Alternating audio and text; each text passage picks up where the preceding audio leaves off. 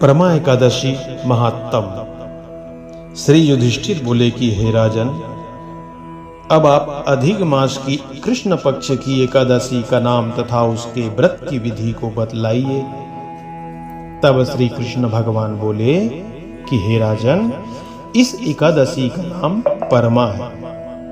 इसके व्रत से समस्त पाप नष्ट हो जाते हैं और इस लोक में सुख तथा परलोक में मुक्ति मिलती है। इसका व्रत पूर्वोक्त विधि से करना चाहिए और भगवान पुरुषोत्तम की धूप, दीप, नैवेद्य, पुष्प आदि से पूजा करनी चाहिए। इस एकादशी के विषय की एक सुंदर मनोहर कथा जो कि महर्षियों के साथ कांपिल्य नगरी में हुई थी, सो मैं आपसे कहता हूं युधिष्ठिर, आप ध्यान से सुनो। कांपिल्य नगर में सुमेधा नाम का एक ब्राह्मण रहता था। उसकी स्त्री बहुत ही पवित्रता, अत्यंत पवित्र और पतिव्रता थी। वह किसी पूर्व जन्म के कारण अत्यंत दरिद्र हो गई थी। उसे भिक्षा मांगने पर भी भिक्षा नहीं मिलती थी। वह हमेशा वस्त्रों से रहित होते हुए भी, गरीबी के होते हुए भी, दरिद्रता के होते हुए भी अपने पति की सेवा पूर्ण निष्ठा के साथ करती रहती थी। वह अतिथि को अन्न देकर स्वयं भूखी रह जाती थी, लेकिन दूसरों को भोजन कराती थी और पति से कभी किसी वस्तु की मांग नहीं करती थी। जब सुमेधा ने अपनी स्त्री को अत्यंत दुर्बल देखा तो बोला कि हे प्रिय, जब मैं धनवानों से धन मांगता हूं तो वह कुछ मुझे नहीं देते और गृहस्थी तो केवल धन से ही चलती है। अब मैं क्या करूं? इसलिए यदि तुम्हारी राय हो तो मैं परदेश में जाकर कुछ ऐसा उद्यम करूं, क्योंकि विद्वानों ने उद्यम की प्रशंसा की है। इस पर उसकी स्त्री विनीत भाव से बोली कि हे पतिदेव, मैं तो आपकी आज्ञा का पालन करती हूं। पति अच्छा और बुरा जो कुछ भी कहे, पत्नी को वही करना चाहिए। मनुष्य को जो पूर्व जन्म के कर्मों का फल मिलता है, सुमेरु पर्वत पर रहते हुए भी मनुष्य को बिना दान के स्वर्ण नहीं मिलता। पूर्व जन्म में जो मनुष्य विद्या और भूमि दान करते हैं, उन्हें ही इस जन्म में विद्या और भूमि मिलती है। विधाता भाग्य में जो कुछ लिख देता है वह टल नहीं सकता स्वामी। यदि कोई मनुष्य दान नहीं करता तो भगवान उसे केवल अन्न ही देते हैं। इसलिए आपको हे पतिदेव इसी जगह रहना चाहिए, क्योंकि मैं आपका वियोग सह नहीं सकती। मैं आपकी पत्नी हूं, आपकी दासी हूं। पति रहित स्त्री की संसार में हमेशा घोर निंदा होती है।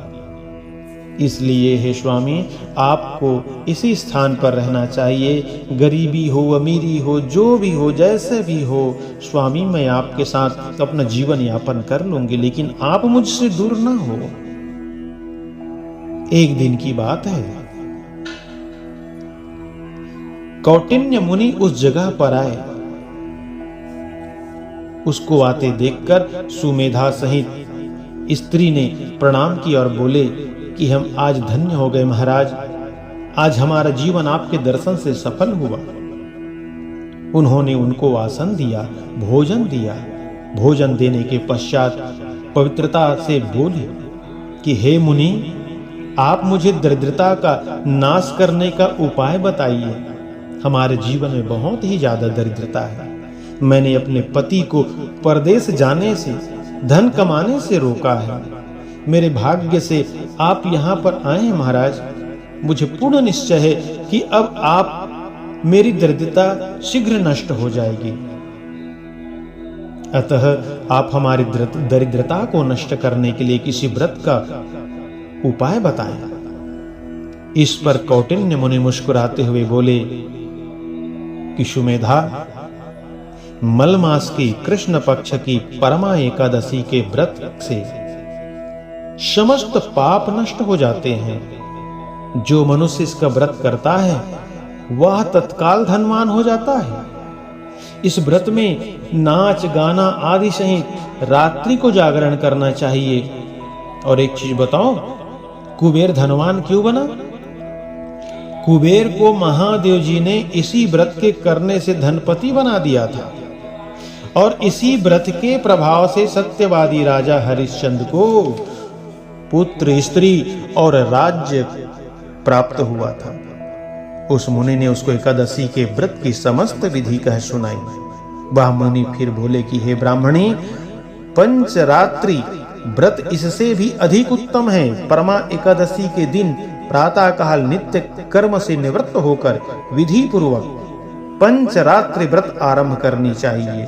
जो मनुष्य 5 दिन तक निर्जल व्रत करते हैं वे अपने माता पिता और स्त्री सहित स्वर्ग लोक को जाते हैं।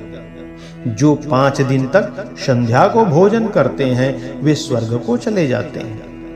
जो मनुष्य स्नान करके 5 दिन तक ब्राह्मणों को भोजन कराते हैं उन्हें समस्त संसार के भोजन कराने का फल मिल जाता है। इस व्रत में जो घोड़े का दान करता है ना, उन्हें तीनों लोग दान करने का फल मिल जाता है।